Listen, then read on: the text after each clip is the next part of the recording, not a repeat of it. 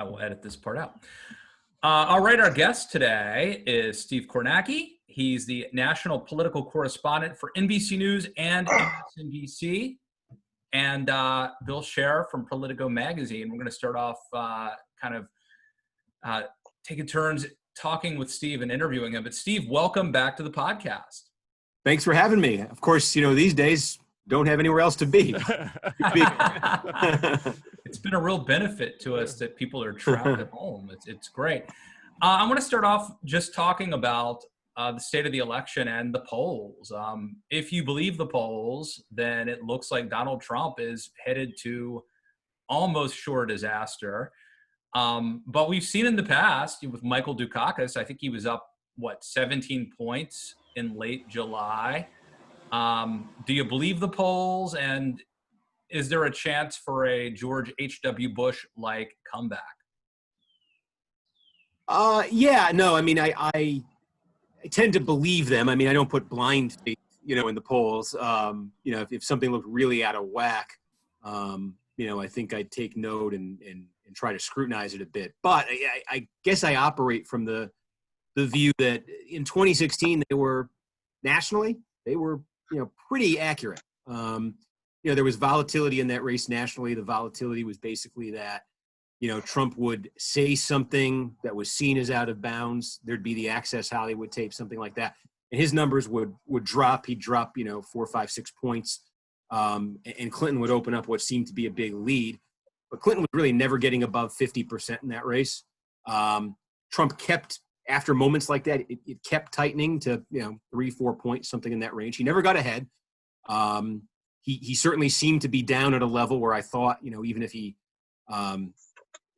could get it closer in the Electoral College, but it wouldn't be close enough for him to pull off what he did pull off. I say this all just as a long way of saying, I think the national polls really did tell you the story of what was happening, big picture in 2016. And I suspect, and I guess I have no reason to think they're not telling us the basic, picture of what's happening nationally now. And that is that, Biden has a more significant and at this point more stable lead over Trump than Hillary Clinton did. You don't have that, big third party factor you had in 2016, and you now have Biden, over 50% in a lot of polls. Certainly, NBC, our most recent poll, was 51-40, 51 for Biden. There, of course, look, in the era of Trump, I don't think there's any rules that are etched in stone here. So it certainly seems I'm open to the possibility that this changes. I'm open to the possibility that there are big events that happen in the next, 2-3 months that scramble the way people look at this. But, I think Bill has written about this too. And I take the point, if you make the comparison to Dukakis in 1988, Dukakis, who was a pretty new figure on the national stage, in 1988 when he got that nomination. And he was a ripe target for a lot of various reasons. He was a ripe target for the Republican campaign. I think in some ways, I think Dukakis, Gore, Kerry, Hillary Clinton, I think they presented a very inviting target to Republicans for some very similar reasons. I tend to see Bill's argument on this, that Biden, much more defined, he's much more well-known, he's been around for decades, he's a former vice president. And frankly, just to look at how Trump and look at how Trump's allies, the attacks, they seem to be having a hard time finding traction in attacks specifically against Biden. I see a lot of attacks against the Democratic Party, the media, AOC.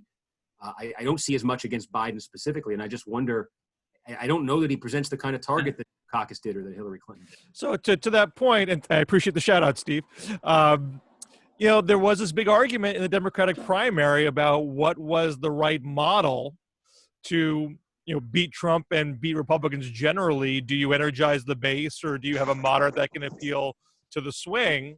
And I know that argument's not going to be ultimately resolved to everybody's satisfaction in this one campaign.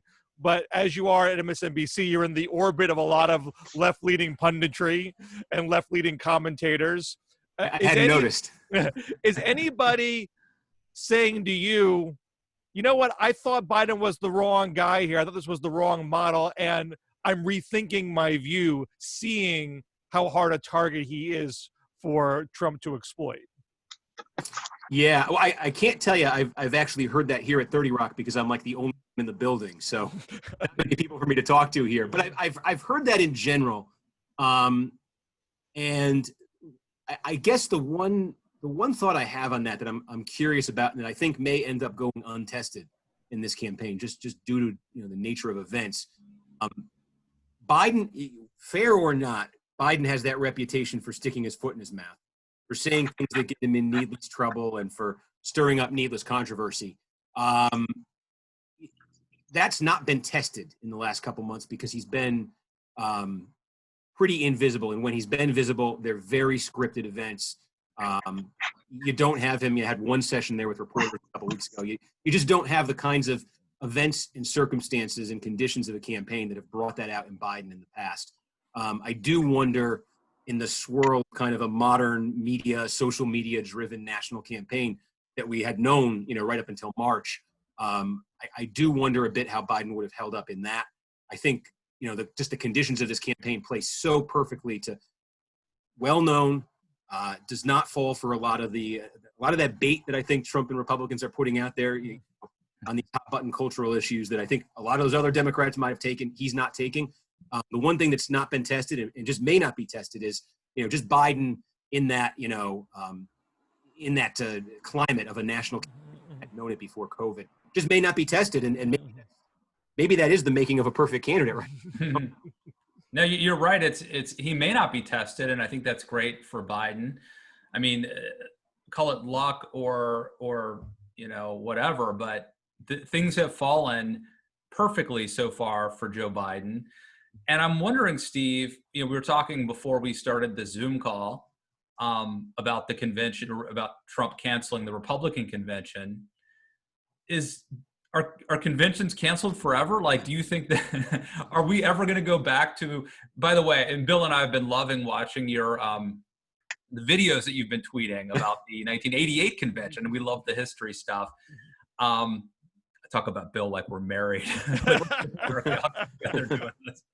We've been texting about it.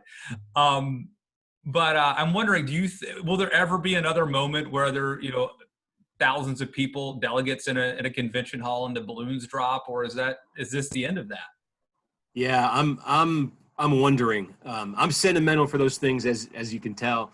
But obviously there had been a discussion for the last, at least generation about, what is the point of conventions anymore? Just about all of the contentious official business is hashed out well beforehand. So much of it is a formality. It's ceremonial. It's about creating a television product that's going to maximize, the opportunity to connect with voters nationally. You'll have moments like 2016 where the Sanders folks show up and, they clearly don't have the votes. They're clearly not going to win anything, but, are they going to cause trouble? Are they going to interfere with the infomercial that the party and the nominee is trying to put on? So I think there's been a lot of, you mentioned these old clips I'm putting up. I think that's one thing I noticed when you go back in time, especially, more than say, 20, 28 years ago or so. You had real drama at these conventions. 1980, I was just looking at the other day, I'll put it up soon. You had Ted Kennedy's people coming to the convention. They didn't have the votes, but they thought, the party was ready to reconsider Carter, was ready to dump him. And they tried this whole rules maneuver to, free up the delegates on the first. Stuff like that used to happen. It didn't work, but, there used to be that drama. So I suspect that the future of conventions there'll be something, because what the convention has become is like the one opportunity in a campaign for the nominee to have 45 minutes to an hour of unfiltered primetime television time to just share their whatever they want to say. And I think I'm guessing there's sort of a broad sense in the political media world that that's a valuable thing that should be preserved. But I think it may just become a one-night thing. Where, you gather the party faithful or a two-night thing or something like that. You gather the party faithful. Maybe it's 2 nights. I just imagine it's one of these things they talk about in the pandemic, all of these industries, all of these businesses that were sort of, slowly moving towards obsolescence. It's going to be sped up by 10 or 15 years. Yeah, I do feel that there might be something like that with conventions. And how about caucuses? I assume it's almost a fait accompli that the Iowa caucus is dead and will be shifting to primaries only. But are there are there broader changes afoot in the primary process? Matt and I talked about this on our last show, and we were debating, does Iowa need to go from being first? I was making the argument that South Carolina is good where it is. It's in the cleanup spot. It doesn't need to go first to have more influence. It has the influence. But I don't know if you have any thoughts about where you think the whole process is going or where it should go to better reflect the sentiments of the party. Yeah, no, I obviously the Iowa caucuses are dead. Transparency, I think, has killed the Iowa caucuses. This is to account for every vote, and they proved impossible to do. And I think everybody saw that there's the potential for this significant disconnect between how people intended to vote, the numbers there, and who it turned out through this complicated mathematical process became the winner. I think that's done. You raise an interesting point, because I believed in the middle of February that Iowa itself had to be done as the first in the nation spot. You've got these two, especially on the Democratic side. Republican side, I think, is a different discussion, but on the Democratic side, I think you got these two overwhelmingly white states playing the leadoff role and being seen as obviously, disproportionately influential. And I think just given the demographic composition of the Democratic Party, given where the national political discussion has moved, given, frankly, where the white voter base of the Democratic Party has moved on racial issues, I think that was something that was just untenable. But what you're saying about South Carolina is interesting. The way things played out, we've got this really unique situation where Iowa and New Hampshire sort of weighed in, and it was kind of a muddled verdict, although it was clear neither one of those Democratic electorates liked Joe Biden. And then all of a sudden, right, South Carolina, Biden hits a grand slam, and that makes him the nominee. So I do wonder if the fact of South Carolina's influence this year gives Iowa, maybe a bit of a reprieve, although I have a hard time seeing where the Democratic Party is right now that they would justify two 90% plus white states, 95% plus, going first in this. Let me ask it this way. If they could come to the conclusion that it's good to have 4 regional contests to start, not have a big Super Tuesday to start. South Carolina, as a heavily African-American state, is good where it is. They have a lot of power where they stand. Iowa, maybe they don't really need to be the Midwest state, or New Hampshire doesn't need to be the Northeast state. Are there better choices for a Midwest state and a Northeast state to balance out Nevada and South Carolina? I mean, yeah, if you just look at it, you think the story right now for Democrats is the suburbs. Where do you have densely populated metro areas? Is it Michigan? Is Oakland County, Michigan, the kind of place that you really want to have, in a Democratic primary? Is it Ohio? Obviously the argument for a lot of these states has always been, smaller size, opportunity for retail politicking, opportunity to meet, one in every, 10 Democratic something. I remember I've seen polls in these states. Have you personally met a presidential candidate? And the numbers are astoundingly high. So, maybe you want to try to, preserve that. I'm trying to think here. I've seen arguments. I don't think this will happen. I've seen arguments for a state like Connecticut, which obviously is much more suburban, but it's also still fairly small. It's basically the same population as Iowa. Geographically, it's a manageable state too. You can get from one end to the other in about 2.5 hours. I think there's that sort of suburban piece of it. I think that 2018, and I think if 2020 goes the way it's looking right now, you're going to emerge talking about these giant suburbs, metro areas that have played a huge role, that are central to the Democratic coalition, and maybe trying to get those represented. I'm not sure that Nashville quite gets you there anymore. All right. And we're doing, for those who are listening, this is a Zoom call. And so anyone who's on the call, in probably 10 or 15 minutes or so, we'll open it up to questions. And so just type your name in the chat function, and we will call on you if you have a question. And Steve, I was going to ask you a question. I put out on Twitter today that we were going to be interviewing you, and I got a whole bunch of people who asked questions on Twitter, and I'm going to ask you one of those. And the question is, what happens to the Republican Party if Biden wins in a landslide? Do you see Republicans abandoning Trumpism and returning to their old roots? Any thoughts on that? Great question. I love hearing conversations about this because I've heard so many different, theories about it, and I'm interested in hearing them. My own sense is that Trump's rise has triggered a bit of a, I don't know, maybe demographic reckoning among Republican leaders about who actually is the base of the Republican Party right now, and the extent to which that has moved in a blue collar direction. Just talking a minute ago about this movement, in the sort of professional class suburbanites. I was looking at the electoral map for Pennsylvania the other day from 1988, right? So in 1988, George Bush Sr. wins Pennsylvania by a couple points against Dukakis. It's a close race. It's a close state. Democrats had hoped they could carry it. And if you look at the map, it's Philly, obviously, but it's the immediate Philadelphia suburbs are the strongest. Those 5 counties right outside Philadelphia are the strongest Republican counties in the state. And in a generation, Pennsylvania is still a competitive state, or at least, it was in 2016. We'll see what 2020 brings. But Pennsylvania is still politically contested territory. But the sort of political demographics of the state and the geography of the state have changed completely, where the Republicans now are expecting to lose those suburbs, maybe lose those suburbs handily, and they're trying to make up for it with those rural counties, with those ex-urban counties, with those old, Wilkes-Barre, Scranton, Western Pennsylvania. They're trying to make up for it there. It's just a complete inversion of the map from a generation ago. And I think Republicans, my sense is, have recognized that these are the voters. I'm curious if there's going to be some move on sort of economic grounds, trade grounds, in that direction.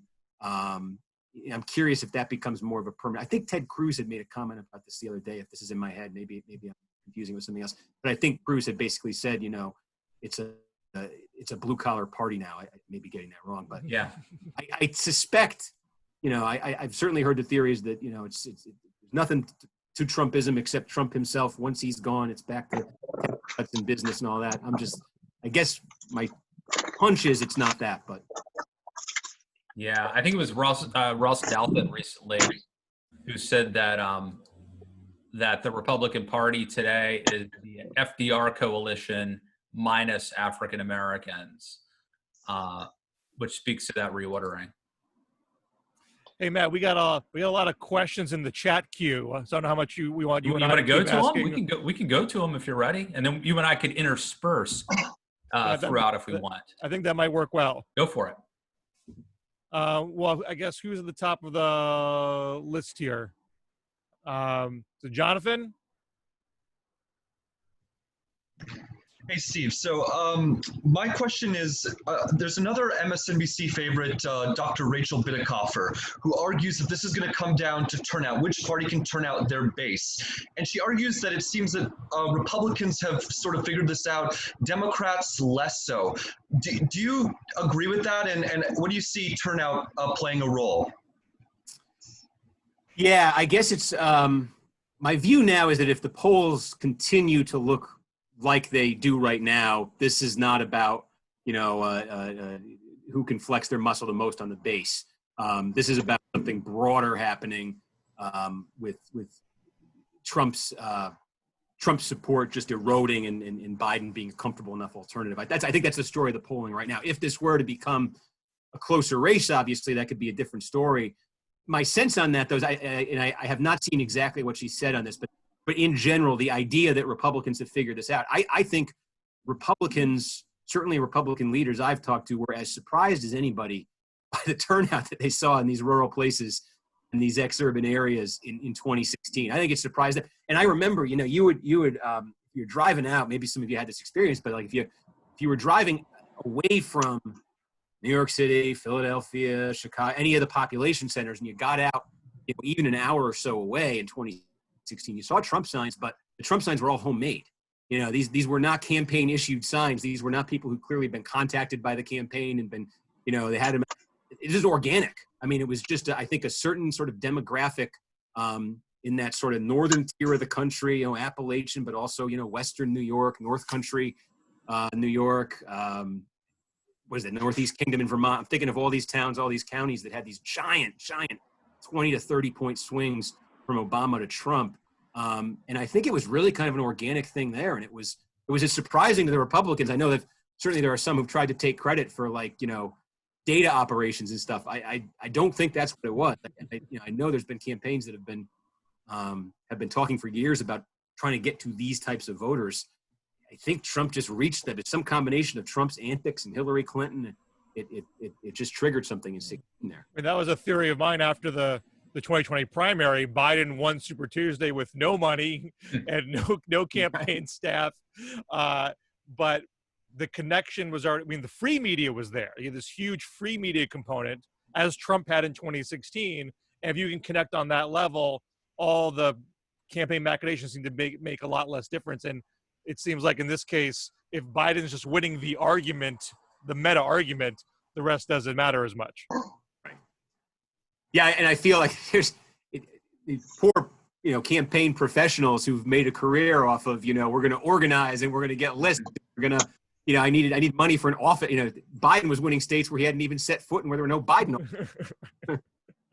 I think Zalman has a question. Or Matt, do you have something to say too before we go to Zalman? Oh, no, go ahead.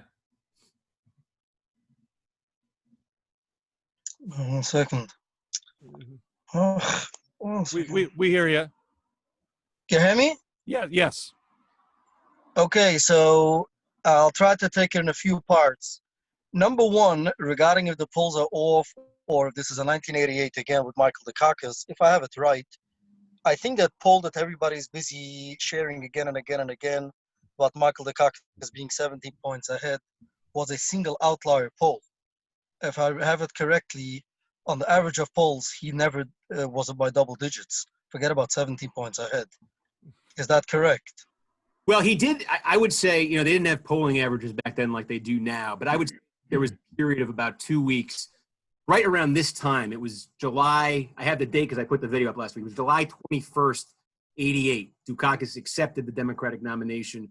And probably for the next 2 weeks, roughly, polls generally had him up double digits. You're right. 17 was the highest it got. 10, 12, 15, and they weren't polling nearly as much as they do now either. So you didn't have as many to choose from. But yeah, I think it was a 2 week window.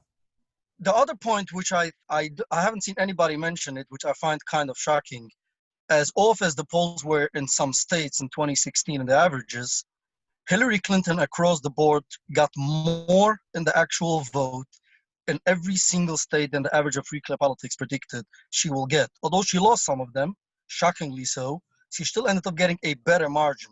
So the polls weren't just off by not getting the Trump percent right, they didn't get the Hillary percent right either. The failure of the polls in state polls were off across the board for various reasons. And I find it interesting that nobody will pick up on the idea that they got wrong the Clinton coalition. I mean, I understand she lost, so people don't look at that part, but she overperformed across the averages in every single state. That is Florida, Pennsylvania, Michigan, Wisconsin, across the board. She got a bit, and when you look at the certified percent, so to speak, the Secretary of State's websites, she got a bigger percent than the average of Free Clear Politics in every single state. And I find it interesting that we're blaming the pollsters for getting the Trump vote wrong. They got the Clinton vote wrong just as much, which I find very interesting. Yeah, I mean, if I'm understanding right, I think the argument there would be they got the Trump one more wrong because he was down to her, in these polls. And I think the thing if you look back at 16, I've done this a little bit recently. The thing that jumps out to me, the number of people who were either, undecided or saying they were for a third party or saying neither, something like that, it was much higher, in 2016 than it is now. So Trump would be like at 38 and Clinton would be at like 46 in one of these. I'm trying to, something like that. And then the final result would be like 48, 47 Trump, something like that. Also, they just weren't, Michigan was just totally underpolled in 2016. The polls you had were of dubious quality to begin with.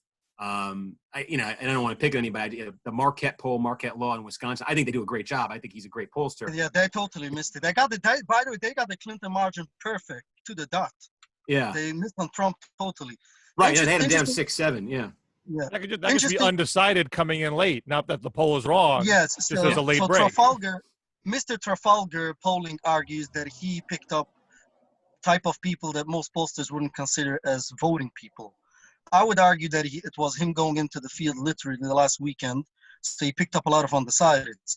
That aside, I went back to check in 2004. I think it will shock a lot of people to know that John Kerry won Connecticut, New Jersey, Hawaii, Delaware, California by single digits.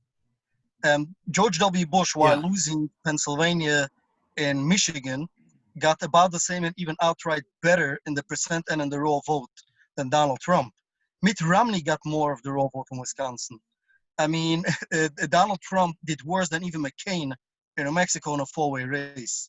I mean, this whole premise that Trump came up with a new coalition that is, oh my gosh, if only Republicans have this coalition every cycle, they win, is wrong. He won by putting together a smaller coalitions than previous losing Republicans. So the question wasn't about the bigness of Trump's coalition as much as the shrinkage of the Dem coalition that had an issue in a particular region with Hillary Clinton.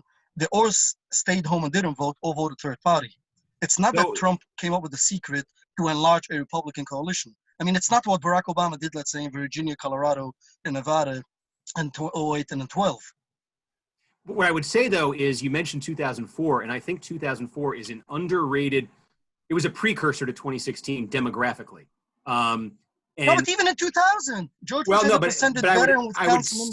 I would specifically say 2004 because there were demographic shifts between 2000 and 2004. So, for example, you mentioned New Jersey. The biggest shift between 2000 and 2004 in margin was in the state of New Jersey. Now, it went from Gore by 17 to Kerry by 7. It wasn't that competitive, though Bush did make a visit there. But if you look at the composition of Bush's surge in New Jersey, and you saw this in other states. I'm using New Jersey as the example because it was the biggest, but you saw this in Michigan. You saw this elsewhere. It was blue collar. It was blue collar white. The traditional Republican base in a state like New Jersey was wealthy and suburban. It was a place like Westfield, New Jersey, if anybody knows that. Bush got clobbered there. On cultural grounds, those voters, college-educated, wealthy suburbanites, were fleeing the George W. Bush Republican Party. If you remember, the whole talk was theocracy, too religious, too evangelical Christian, all this stuff. But he made up grounds. I covered New Jersey at the time. This is what I'm saying. Moonachie in the Meadowlands. He got numbers there you hadn't seen Republicans get in a long time. You saw it in Michigan. You saw it in Wisconsin. He came within a fraction of a point of flipping Wisconsin in 2004. So I think that the post 9/11 politics of George W. Bush appealed demographically to something that Trump tapped into in 2016. And Bush almost got there in 2004. But I think the fact that he missed so narrowly in all those states, we missed it in the commentary a lot. But I look back at 2004, and I think that was a bit of harbinger. All right, let's go to David DZ Man Zimmerman.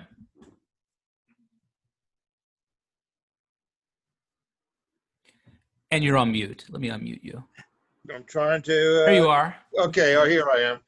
Okay, I guess I want to ask not about politics, but more about broadcasting. I happen to be. I didn't watch Hardball regularly, but I happen to be watching the night that was Chris Matthews last night, and I guess my question for Mr. Kornacki, I don't know how free you feel to speak about this, but how much notice did you have that you were going to go on the air on that auspicious evening?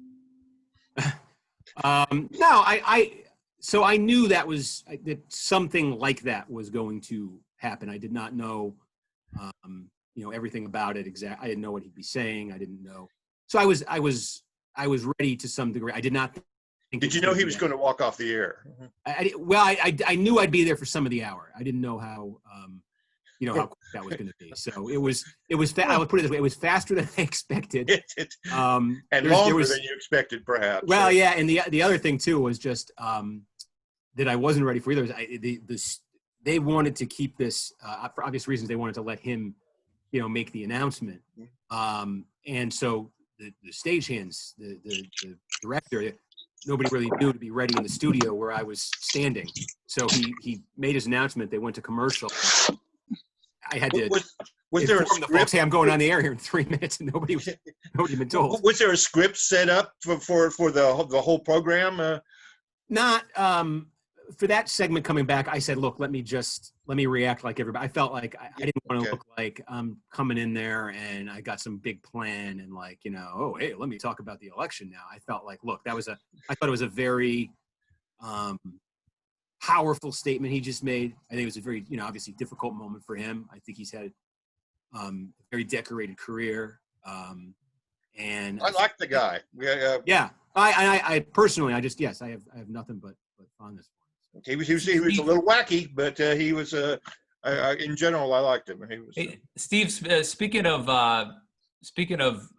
TV, talk if you would about election night. Does NBC, MSNBC, this is going to be an unusual year. We may not be able to know who won the presidency on election night. What do you guys have in the works for programming?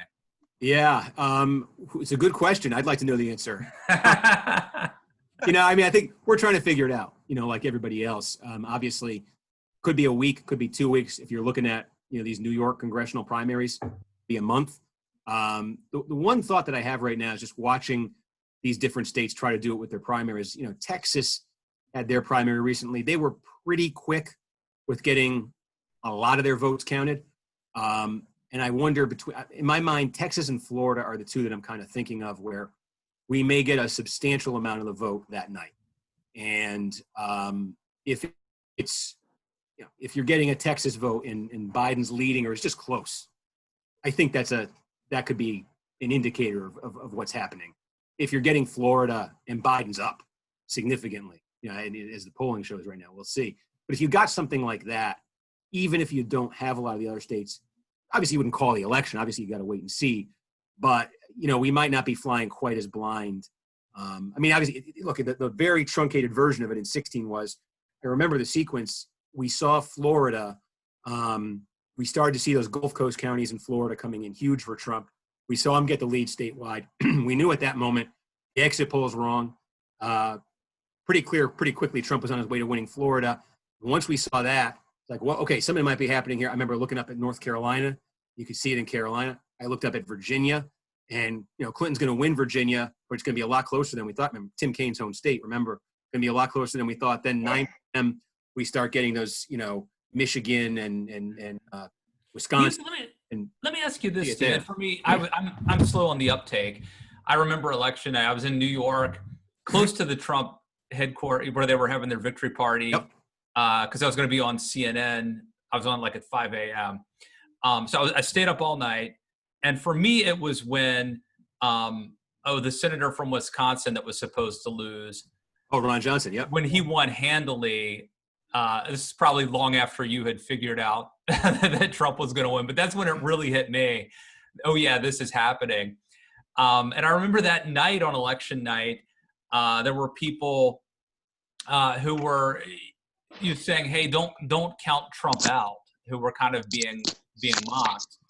And I'm wondering, do you think that there have been that the networks have taken steps to avoid counting out Trump this time? I assume that people are more chastened, but do you have any sense of that? Yeah, it's certainly, just in terms of trying to understand the electorate, it has certainly affected, from an NBC standpoint, our polling. We talked to our national folks, which is, NBC Wall Street Journal poll. There were some changes there post 2016. For folks who really follow the polling stuff closely, I know, there was sort of an announcement today. Our state polling partner, which is Marist, home of the Red Foxes, trying a new method there on the state polling to account for what was the big source of support for Trump in 2016, non-college white voters. There are some polling gurus who think, are going about it wrong. I say, well, let's see. Pardon me. But so we're trying to account for it that way, just in terms of understanding the electorate and not having some of the blind spots we had in 2016. I think it does get hard. I find this myself, just in talking about the election. I want to be, I think I am open to the possibility that Trump could still pull us out, but I feel like he's got to show something here. He can win this thing without winning the popular vote. But I have a hard time saying he's right. If he's down 10 nationally, consistently, poll after poll in the polling average, I don't see how you can paint that scenario, other than just the only thing at that point is just the polls are all totally, completely wrong because a massive number of people are voting for Trump who aren't saying it. And look, if that happens, I mean, maybe that's the end of polling, but maybe the end of everything. right. I think that's the level we're at when it's a 10-point race. You know, because Trump, it's also just the anecdotal information. Like, Trump has done nothing to try to like win over any group that's not part of his base. Bill, I think Milton, do you still have a question about election night broadcasting, or was that covered? It was mostly covered, but I wanted to ask, you know, there's a lot of conversation this week around the topic of cognitive tests. And I just want to say, Steve, on election nights, the cognitive test that you were put to with the amount of data that you're sifting through and managing is just superhumanly impressive. And I was just curious if you could give us some insight as to how you manage all those flows of information. Like how many people are in your ear? Like who's giving you printouts? How, you know, are you looking at a tablet? You know, what exactly are you doing to ride all this chaos? And can you say person, woman, man, camera? Yes, I was waiting for that, and I've already forgotten before you told me. Yeah, I would flunk that test, no question. It's like the best thing I could say is my mind. I am generally an idiot, but my mind works well with numbers. Very specific. You know, I'm not one of those people. I was terrible in calculus. I can't do the volume of a cone. I can't do the circumference of a cylinder, whatever that stuff was.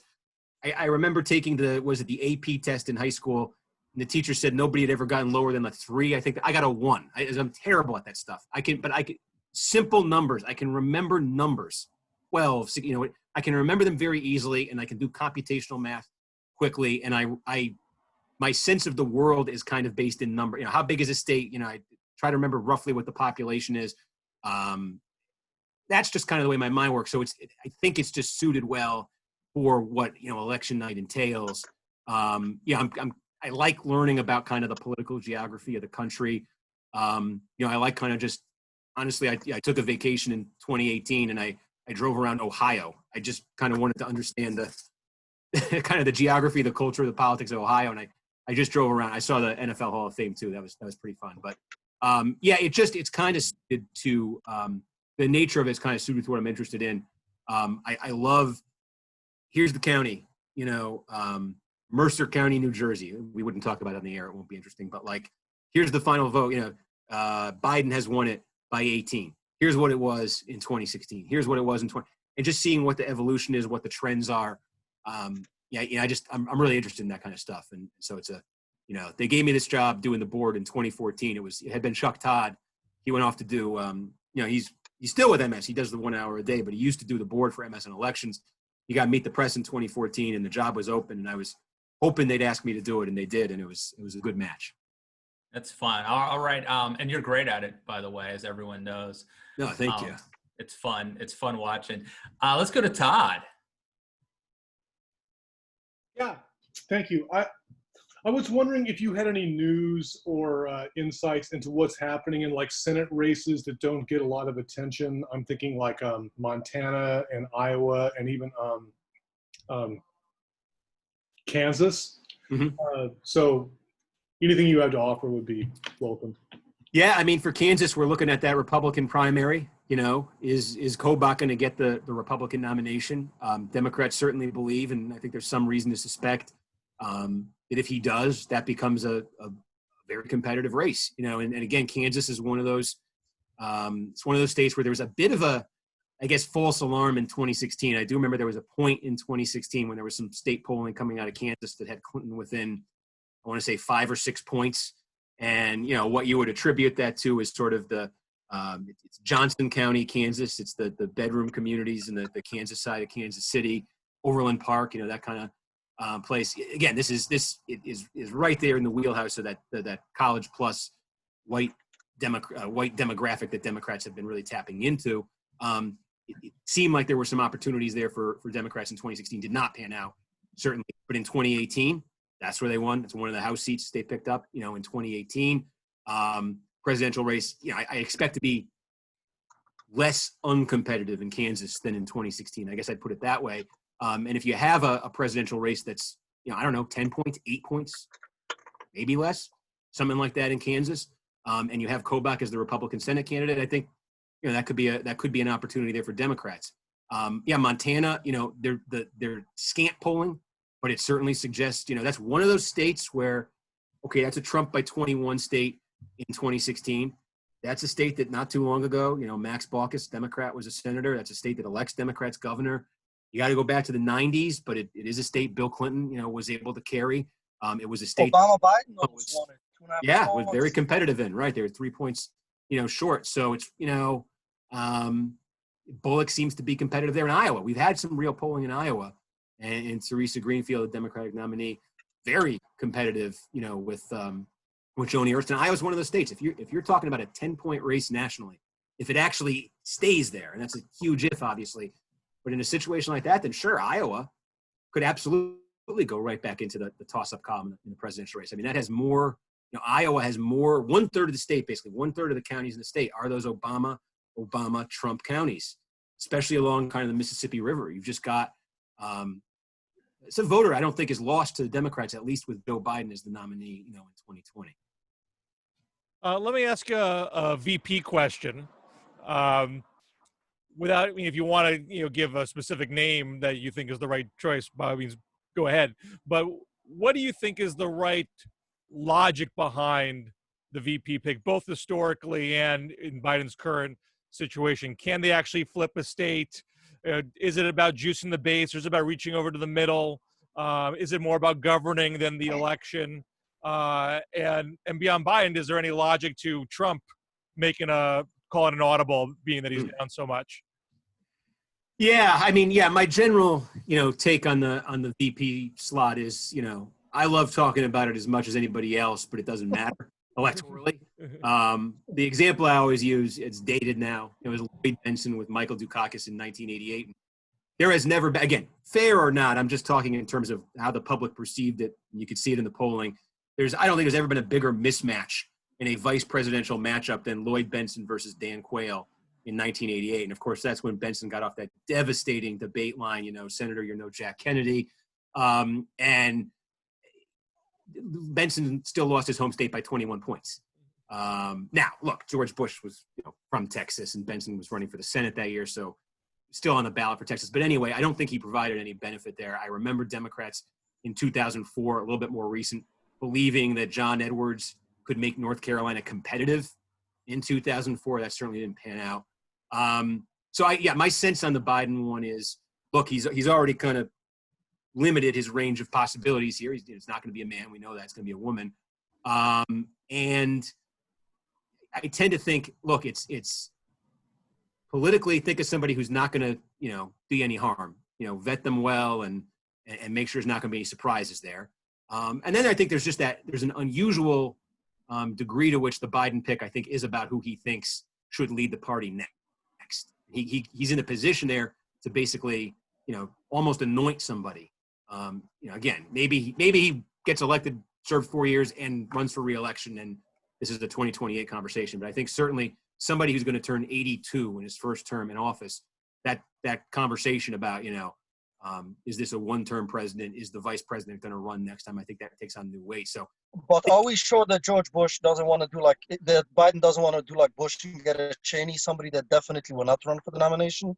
Actually, even if Biden doesn't go for re-election, he walks away with his VP and lets the party do whatever they want.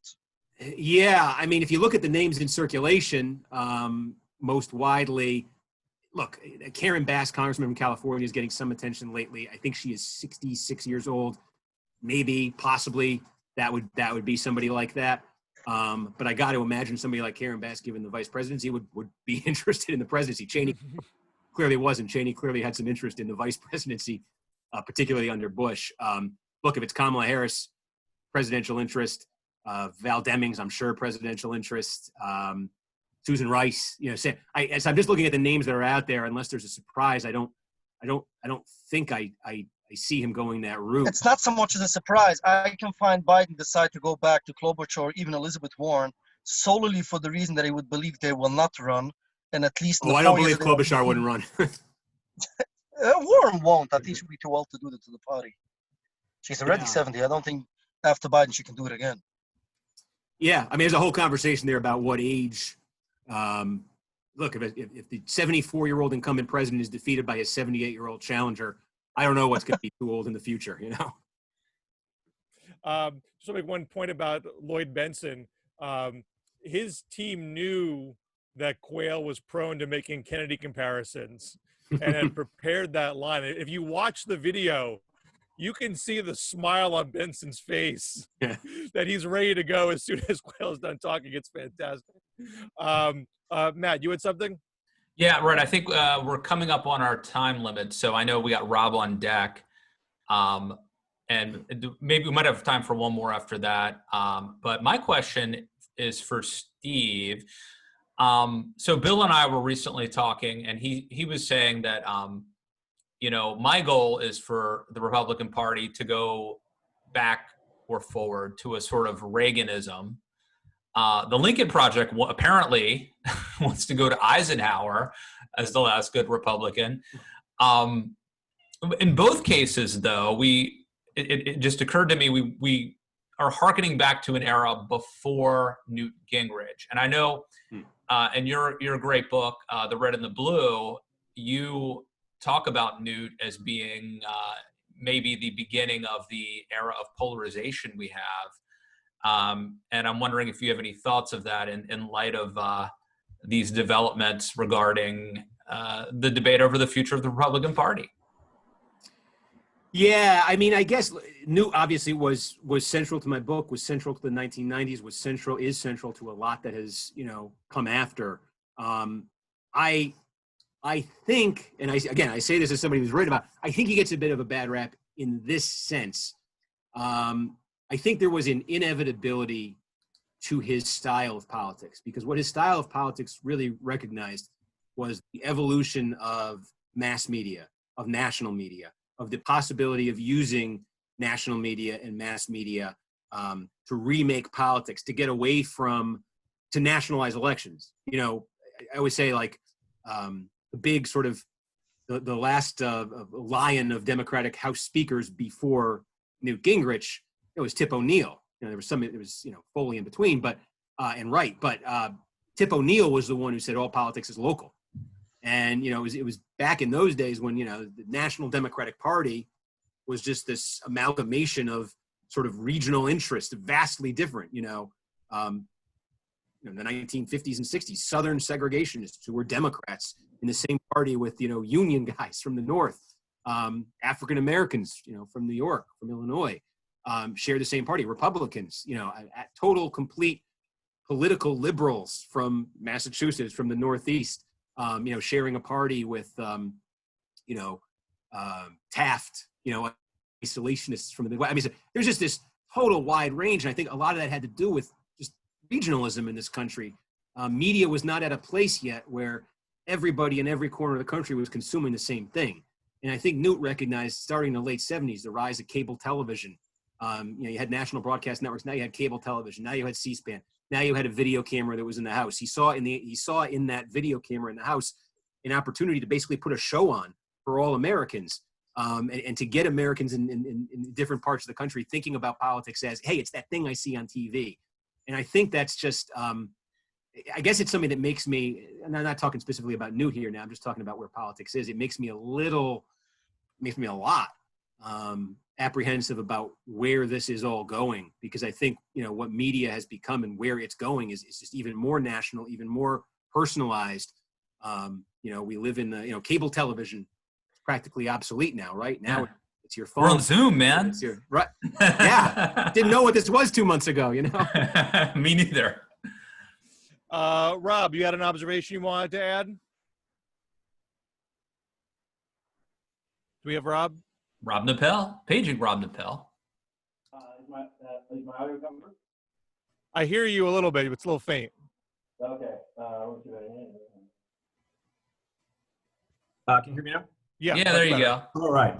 Hypothetical. I think I agree, Steve, with the consensus that you and Bill in particular have expressed, that unless something dramatic happens, Trump's in trouble.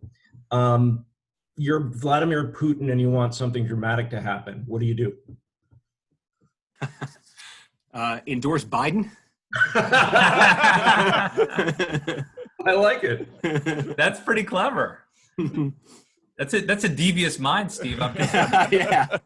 Me and Vladimir think alike, you know. It seems to me though that I did a local Zoom chat when I was asked not a Putin question but an October surprise question, and just my thought was, what could you possibly do that hasn't been done on Biden at this point? They've done Hunter Biden, we've had Tara Reid, we've had Ewing Black, we've had them try to eat at his black base. Nothing seems to have moved the needle so far because, as we were talking earlier, he's a pretty well-defined candidate. It would have to be something pretty colossal, even from Putin at this point, to really change the contour of the race, I would think.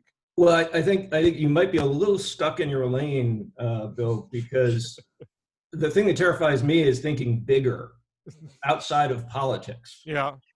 There's a lot of things Russia can do. They can go invade somebody.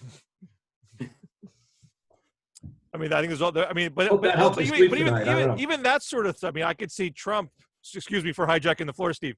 But I mean, I could see Trump doing lots of crazy things, or Putin doing crazy things. But chaos seems to not help Trump.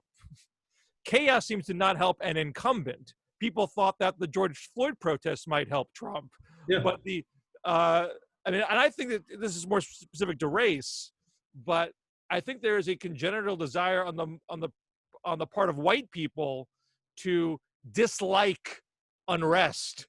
So just as much as Woodrow Wilson is open to segregation on the notion that friction is bad, keep them separated, white people today don't want to see protests in the streets because friction is bad and Trump's the cause of the friction.